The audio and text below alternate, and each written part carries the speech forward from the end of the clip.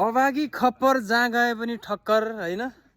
म अहिले चाहिँ रोमानियामा छु। यो मेरो भिल्ला हो हैन। यो यता देखिराख्नु भएको नि यो भिल्ला हो।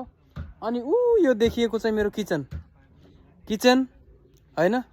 अब हामी नेपालीहरूको चाहिँ मानसपटलमा के छ भने एउटा गहिरो छाप। युरोप छिर्ने बित्तिकै लाइफ सेटल भन्ने कुरा चाहिँ अब हामी नेपालीहरूको दिमागमा छ हैन। अब लाइफ सेटल यसरी हुन्छ हेर्नुस्। अब अझै फेरि म अझै देखाउँछु हैन। स्पेशल युरोप भनेको यस्तो हुँदो रहेछ हैन। तपाईहरुलाई अब त्यो मेरो भिल्ला अनि त्यो किचन सबै देखाएँ हैन। त्यसको वास्तविक अनि भित्री कुराहरू सबै म फेरि अर्को भिडियोमा बनाउँछु हैन। तर अझै अर्को भिडियो छ यहाँ स्पेशल कुरा त यहाँ त्यो छ नि यो देखिरहेको हाम्रो अनि आधुनिक टोयलेट हो के।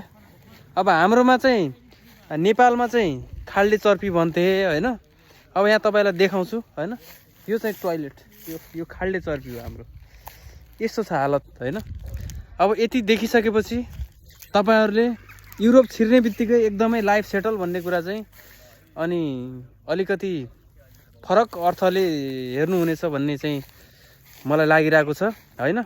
अब मैले यहाँका हरेक कुराहरू वास्तविकता देखाउँछु हैन। तपाईहरुले मेरो युट्युब च्यानलदेखि टिकटक फेसबुक सबैतिर तपाईहरुले अनि फलो गरेर सब्स्क्राइब गरेर जोडिनु होला। यस्तै भिडियोहरू तपाईहरुलाई देखाउने छु। हस्त धन्यवाद।